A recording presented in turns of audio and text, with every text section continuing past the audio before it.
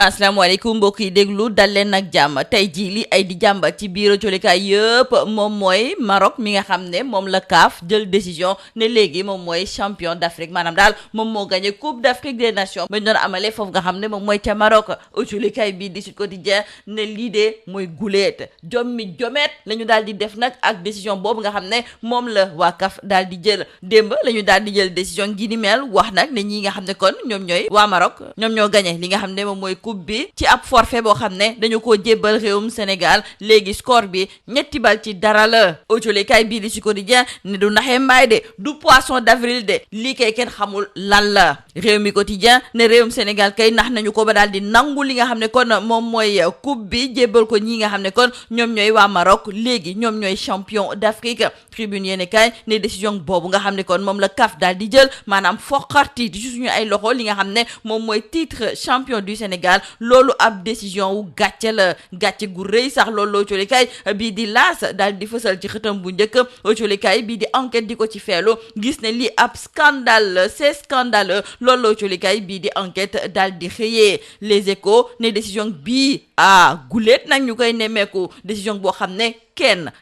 àndu ci autolikaay bii di l'info gis sax ne CAF fu mu nekk ni nag mi ngi tooñ CAF mi ngi tooñ ñi nga xam ne kon ñoom ñooy africains yi ndax décision bii nga xam ne de moom la ñu jël du leneen lu dul bégal ki nga xam ne de moom mooy Fawzi Lekja loolu nag moom moo tax ba kii di Patrice Motsepe daal di bëgg a tuutal football bu Afrique suñu naataango yooyu autolikaay bii di Le Soleil ñoom dafa mel ni ne affaire yi ay gént la leen def ndaxte ñoom nee nañu daal lii moom ay ndaxee mbaay la daal warul mun a nekk dëgg suñu naataango yi di ñu xamal ne jury d'appel bu CAF dafa sukkandiku ci article 82 ak 84 bu règlement bu CAN bi ngir daal di foqati ci loxo Sénégal titre champion d'Afrique wante nañu jàpp ak jolikaay bii de Le Quotidien ne fédération sénégalaise bu football ñoom dañoo fas yéene nag yóbbu mbir yi fële nga xam ne moom mooy ca tribunal arbitral du sport ci biir jolikaay bii di Sud Quotidien suñu naataango yi dellu si waat nañu sax di ñu xamal ne réewum Sénégal kay warul toog ne yàcc ni yasar faw nag mbir yi ñu yóbbu ko fële nga xam ne moom mooy ca TAS wala boog sax sa cour fédéral Suisse li ni mel tamit kii nga xam ne de moom mooy maître Augustin Senghor ànd na ci ndaxte colikaay bii di Sud Quotidien mi ngi ñu xamal ne moom daal di nay bind daal di ñaawlu nag décision boobu nga xam ne moom la CAF daal di jël te pourtant de moom mi ngi bokk nag ci biir comité exécutif bi rax ci dolli moom muy gis ne réewum Sénégal gagné na li nga xam ne kon moom mooy coupe d'Afrique des nations bi te amul lenn loo xam ne nag tey jii de moom mooy tax ba ñu daal di koy nangu ci ay loxoom moomu di maître Augustin Senghor colikaay bii di Sud Quotidien di ñu xamal ne dafa jomeet nag ci lii nga xam ne daal moom mooy décision bu waa CAF daal di jël l'observateur du ñu nettali sax bésu démb bi naka la tëddee woon foofu nga xam ne kon moom mooy feñ doon jële décision boobu suñu naataango yi di ñu xamal ne laata loolu directeur de la commission juridique bu CAF moom mi nga xam ne kon moom mooy responsable des organes disciplinaires dañu ko njëkk a dàq keroog ba Maroc defee appel ñu ne déet ni waay ñu gis ne am na coup de force ngir fexe ba ki nga xam ne moom mooy Moez Ben Tahar Nasri bokk ci biir jury boobu moom mi nga xam ne moom mooy président bu fédération tunisienne de football te loolu moom àndul ak li nga xam ne daal moom moo war a mun a nekk point actu ne alam mukk réewum Sénégal du mës a nangu lii nga xam ne kon moom la CAF bëgg a tekk ci suñu ndodd loolu nag moom moo tax ba ñoom dinañu jébbal ab recours ci tribunal arbitral du sport Walf Quotidien ne lii de moom mooy naxe mbaay bi gën a rëy goo xam ne kon nemmeeku nañu ko ci li nga xam ne kon moom mooy football bu réewum Afrique Vox Populi ne ab càcc goo xam ne kon def nañu ko jëmale ko ci football bu réewum Afrique ndaxte CAF daal dinay foqate ci loxo ñi nga xam ne ñoom ñooy gaynde yi seen coupe jébbal ko ñi nga xam ne kon ñoom ñooy waa Maroc autolikaay bi di Libération ne lii dafa ridicule maanaam daal décision bii nga xam ne moom la CAF daal di jël réewum Sénégal waruñu koo nangu tey waruñu koo nangu ëllëg Subatel di leen ci feelu di xamle ne décision bii nga xam ne de moom la waa CAF daal di jël mun na nekk ab décision goo xam ne mën na indi ay gàllankoor yu rëy kuréel boobu jeexale ko ak suñu naataango yooyu di colikaay bii di Subatel ndaxte ñu ngi ñuy yëgal ne am na ñetti soldats yu ñàkk seen bakken ginnaaw ba mu amee ab explosion ci benn gox boo xam ne dañu fa demoon ngir fexe rek ba tool yi nga xam ne dañu fay bay yàmba ñu daal di koy neenal DIRPA moom moo daal di joxe xibaar gi ni mel di ñu wax nag ne mbir ya ma nga xewee fa li nga xam ne moom mooy ca Sindian lii moo nekkoon mboktukat yi li gën a fa si biir colikaay yi ñu leen di ñaanal njeextalu bës ak jàmm. Mesdames et messieurs, bonjour. Le Sénégal n'est plus champion d'Afrique. Notre pays s'est vu retirer sa deuxième étoile étoile acquise de haute lutte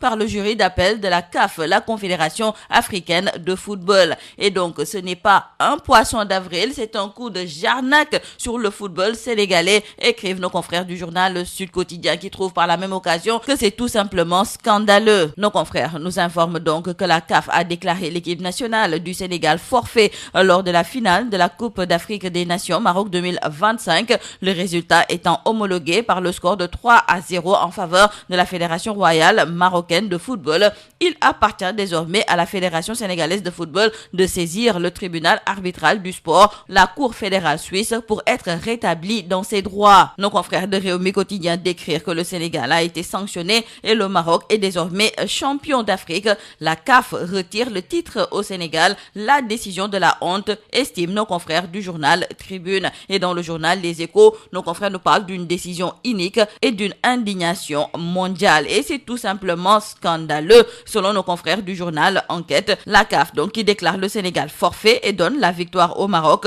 Il y a eu un tollé international, nous disent nos confrères. Et avec cette annulation de la victoire du Sénégal par la CAF, c'est la honte, estiment nos confrères du quotidien L'As. Dans le quotidien L'Info, nos confrères sont d'avis que la CAF est en train d'insulter l'intelligence des Africains. Et pour satisfaire Fawzi Lekja, Patrice Motsepe décrédibilise le football africain et tend vers l'autodestruction. Nos confrères du quotidien Le Soleil n'arrivent toujours pas à en croire et trouvent que c'est la blague du siècle. En tout cas, nos confrères du journal Le Quotidien, eux, trouvent que c'est un verdict royal du jury d'appel pour les Marocains. La CAF donc, qui met les pieds dans le tapis vert, et la Fédération sénégalaise de football demande un sursis à exécution et annonce un recours au TAS. Dans le journal L'Observateur, nos confrères nous plongent dans les coulisses d'un scandale inédit. Nos confrères du journal Point Actu nous parlent également de ce coup de tonnerre au niveau de la CAN 2025 et trouvent que désormais la coupe est pleine. Nos confrères de Walf Quotidien reviennent également sur cette grosse farce continentale avec le jury d'appel de la CAF qui offre le trophée au Maroc. Pour le journal Vox Populi, c'est le plus grand vol de l'histoire du football africain,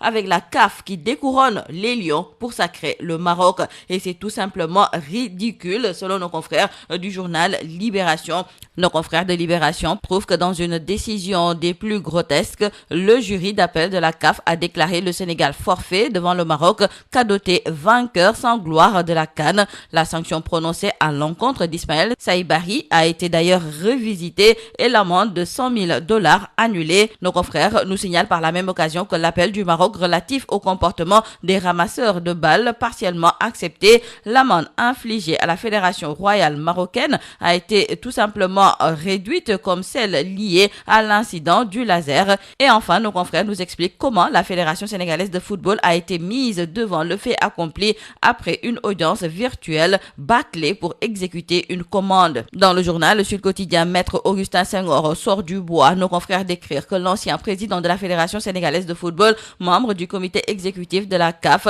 n'a pas pu garder son calme olympien face à une pareille forfaiture. L'avocat arbitral au tribunal arbitral du sport est sorti de sa réserve pour dénoncer la décision du jury d'appel. Selon Maître Augustin Senghor, le Sénégal gardera son trophée quoi qu'il arrive. Nos confrères du journal Subatel d'ajouter que c'est un coup de théâtre avec donc le Sénégal qui est déchu et le Maroc sacré sur tapis vert. Restons avec nos confrères du journal Subatel qui nous parlent de ces 3 soldats qui meurent par explosion. C'est la DIRPA qui annonce cette mauvaise nouvelle et qui nous fait savoir que cet accident malheureux est intervenu dans le cadre des opérations de destruction de champs de chanvre indiens au niveau de la frontière avec la Gambie. C'est tout à vos journaux et très bonne lecture.